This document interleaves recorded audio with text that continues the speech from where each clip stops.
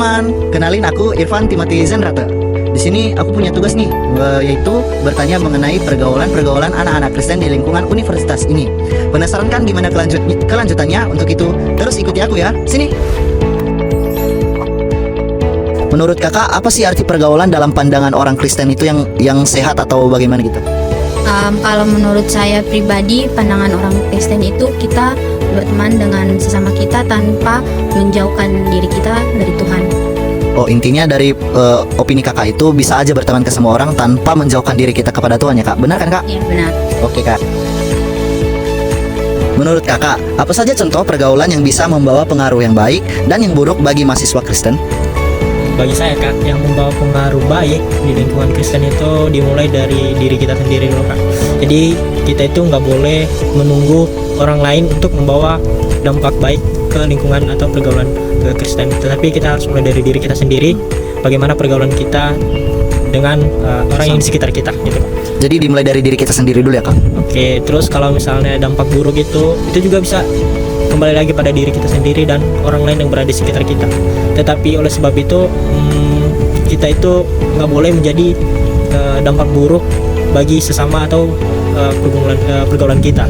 Tapi kita harus menjadi salah satu teladan di antara pergaulan kita yang tidak baik. Jadi kita itu menjadi salah satu orang yang berbeda dari pergaulan kita yang tidak baik gitu Pak. Oh, jadi selama ini kakak lebih mementingkan kakak sebagai sumber yang baik bagi pertemanan kakak ketimbang hal-hal buruk ya kak gitu? Iya kak, betul kak. Oke. Siapa yang bisa menjadi panutan atau mentor rohani dalam menghadapi tantangan pergaulan kakak sendiri?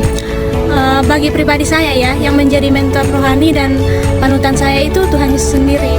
Dan selain itu juga kayak orang-orang percaya di sekitar saya gitu. Berarti mentor kakak itu seperti Tuhan Yesus dan juga orang-orang kakak percaya dalam hidup kakak kan? Ya, benar sekali. Di mana mahasiswa Kristen bisa menemukan komunitas yang membangun imannya? Kalau menurut saya itu di mana aja sebenarnya bisa ya kak. Cuma kalau yang paling mencolok dan mudahnya itu ya di gereja atau di komunitas-komunitas mahasiswa yang mengandung unsur Kristen dan rohaninya kak. Kayak organisasi Kristen gitu kak, yang kayak pelayanan seperti itu. Kapan godaan dari pergaulan biasanya muncul dalam pertemanan kakak? Kalau saya sendiri itu yang pertama sih iri hati ya kak. Karena kalau saya iri, saya kayak ingin punya apa yang dia miliki sih kak. Terus yang kedua itu ego. Karena manusia itu kan egonya besar banget kan kak. Apalagi kalau saya sendiri ya kak. Saya sendiri ego saya besar banget. Oh, berarti godaan itu muncul dari diri kakak atas apa yang kakak rasakan terhadap pertemanan itu ya kak? Ya. Oh, jadi cara kakak mengatasinya gimana sih? Kalau cara saya mengatasinya itu saya mendingan jalan sendiri kayak tadi nih kak. Saya baca Alkitab aja sih. Mengapa iman bisa melemah jika tidak hati-hati dalam pergaulan? Menurut saya iman bisa melemah jika kita tidak berhati-hati dalam pergaulan. Itu kan karena pergaulan itu kan relasi kita dengan sesama kan. Jadi kalau misalnya sesama kita sifatnya buruk, itu tuh dapat mempengaruhi kita sehingga iman kita tuh dapat melemah karena kita tuh terpengaruh sama sifat buruk mereka gitu. Jadi kita harus hati-hati dalam memilih pergaulan kita kan kak? Ya. Mengapa mahasiswa Kristen perlu berhati-hati dalam memilih teman? Menurut saya mahasiswa Kristen perlu berhati-hati dalam memilih teman itu karena teman itu membawa dampak bagi hidup kita kan, dari segi sikap kita dan karakter kita. Jadi kalau kita salah memilih teman, bisa saja kita membawa dampak buruk dalam diri kita. Jadi kita kayak terkesan orang jahat gitu lah kan.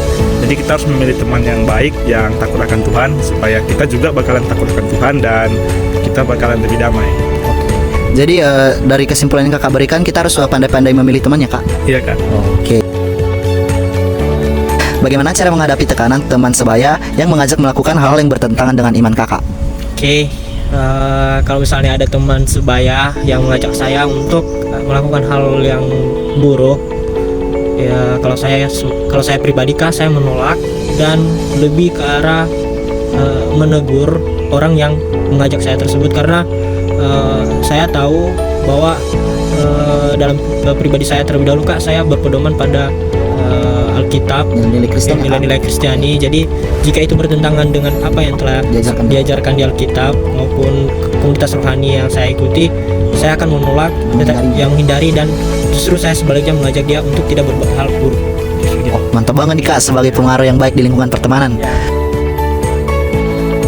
Shalom teman-teman. Jadi saya memiliki satu ayat pegangan di sini untuk memotivasi saya agar saya lebih baik lagi dalam memilih pergaulan saya. Jadi ayat yang saya dapatkan itu dan yang saya pegang sampai sekarang ini adalah Amsal 23 ayatnya yang ke-19, yaitu hai anakku, dengarkanlah dan jadilah bijak, tunjuklah hatimu ke jalan yang benar. Dan kemudian saya juga memiliki satu kalimat, yaitu aku pribadi belajar untuk memulai jujur tentang siapa aku. Aku nggak perlu selalu sempurna atau sesuai ekspektasi orang. Tuhan terima aku apa adanya, dan itu yang membebaskan aku. Sekian dan terima kasih. Teman-teman, di sini kita dapat mengambil solusi ketika teman-teman kita terdapat di atau jalan di pergaulan yang salah. Salah satunya teman kita tadi menjawab kalau dia lagi berada di tengah-tengah orang yang salah.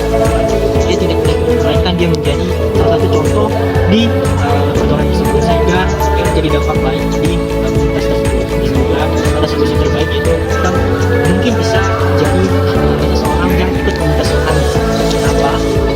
Ketika kita komunitas Anies, otomatis kita memiliki pikiran sehat. Dan juga ada teman kita ketika dia lagi salah satu dia lebih cara jalan sendiri. Dan juga dia lebih membaca kita. Kita membaca kita, dia mungkin akan lebih senang, dan mungkin hal baik yang didapat dari firman Tuhan itu dapat kembali mengingatkan dia bahwa pergaulan yang sedang dia itu tidak baik. Oke, demikian semoga apa solusi ini menjadi pedoman kita untuk menjadi lebih baik. Aku di sini sudah selesai bertanya kepada kawan-kawan yang tadi nih. Jadi kesimpulan yang aku dapat yaitu kita harus pandai-pandai memposisikan diri kita untuk memilih pertemanan supaya kita tidak jatuh di dalam jurang kehancuran, dan juga kita tetap harus mendekat diri kepada Tuhan, terus menguatkan iman kita baik itu dalam suasana sedih, dalam suasana senang. Intinya kita jangan terlalu berlarut-larut dalam kesenangan kita sendiri. Dan akhir kata aku ucapkan terima kasih telah menyaksikan video kami. Bye bye.